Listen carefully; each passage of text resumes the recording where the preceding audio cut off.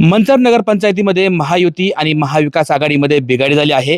या ठिकाणी महायुतीचे घटक पक्ष असणाऱ्या राष्ट्रवादी काँग्रेस आणि बीजेपी यांच्यात युती झाली असून बीजेपीमध्ये बिघाडी झालेली पाहायला मिळते। बीजेपीचा एक गट या ठिकाणी अपक्ष म्हणून स्वतंत्रपणे लढतोय आणि या गटाचं नेतृत्व करतायत बीजेपीचे नेते। मात्र सध्या जे अपक्ष पॅनल लावलाय संजय थोरातजी, काय सांगाल? खरं तर तुम्ही या ठिकाणी बीजेपीचे उमेदवार असतानाही तुम्ही अपक्ष उमेदवार उभे केलेत। खऱ्या अर्थानं अपक्ष निवडणूक लढवण्यास आम्हाला भाग पाडलं गेलं। आपण पाहिलं, सुरुवातीला लोकसभेच्या निवडणुका झाल्या, त्यानंतर विधानसभेच्या निवडणुका झाल्या। दोन्ही वेळेला आपण राष्ट्रवादी काँग्रेस पार्टीला आपण मदत केली आणि ती मदत करत असताना कुठलाही हातचा राखून न करता पूर्ण क्षमतेने आमची जी होती ती सगळी मदत केली।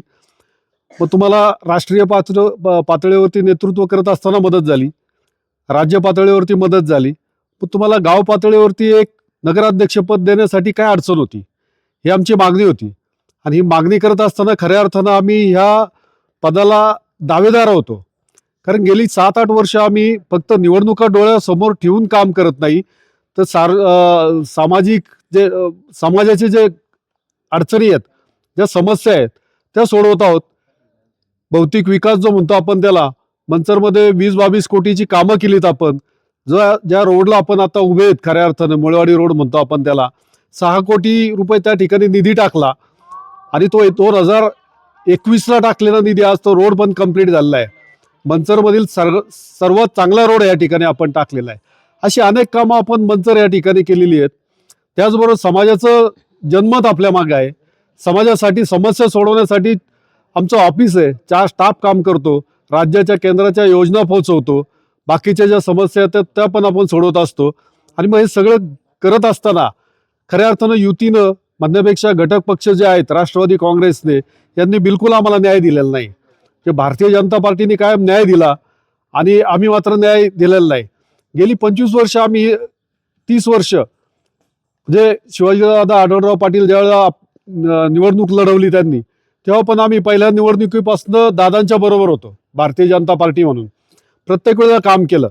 मागच्या वेळेला आमच्या राज्यातील नेतृत्वानं जो निर्णय घेतला की बाबा आपल्याला राष्ट्रवादी सोबत जायचे आणि माननीय वळसे पाटील यांचं काम करायचे, आम्ही सगळ्यांनी ते काम केलं। मग ह्यावेळेला कुठं घोडं अडलं होतं?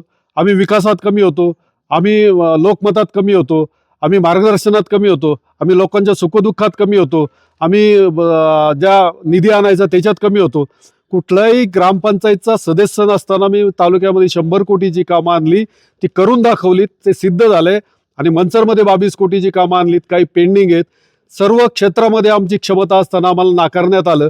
मग ती क्षमता सिद्ध करण्यासाठी अपक्ष उमेदवारी फॉर्म भरलेला आहे, कुठेही पक्ष सोडलेला नाही, बंडखोरी केलेली नाहीये आणि आम्ही भारतीय जनता पार्टीसाठीच काम करत होतो आणि इथून पुढे भारतीय जनता पार्टीसाठीच काम करणार आहोत। खरं तर आमची उमेदवारी नाकारली, आम्हाला सामावून घेतलं नाही, म्हणून या ठिकाणी यांनी भाजपच्याच माध्यमातून किंवा भाजपच्याच ह्या लोकांनी या ठिकाणी अपक्ष उमेदवार दिलेत। भाजपचा जे अपक्ष उमेदवार आहेत त्यांच्या नगराध्यक्ष पदाचे उमेदवार प्राची थोरात आपल्यासोबत आहेत। ताई, कोणत्या मुद्द्यावर तुम्ही या निवडणुकीला सामोरं जात आहे? सॉरी, कोणत्या मुद्द्यावरती तुम्ही या निवडणुकीला सामोरं जात आहे? विकासाच्या कामासाठी मी उभी राहिलेली आहे। रिझर्वेशन महिलांकडून आलेलं आहे, तर एक संधी मला मिळाली आहे की मी जो बिझनेसमध्ये जे काही युटिलाइज करते, माझं नॉलेज वगैरे ते समाजासाठी वापरावं आणि विकास घडवावा मंचर शहराचा, ह्यासाठी। सत्ताधारी जे पॅनल आहे त्यांनी यांना सामावून न घेतल्यामुळं या ठिकाणी बीजेपीच्याच काही लोकांनी या ठिकाणी अपक्ष उमेदवार दिलेत, तर विकासासाठी हे संपूर्ण जे पॅनल आहे ते या निवडणुकीला सामोरं जात आहे, असं मत या ठिकाणी नगराध्यक्ष पदाचे उमेदवार प्राची थोरात यांनी व्यक्त केलंय। सचिन तोडकर, न्यूज 18 लोकमत, मंचर, पुणे।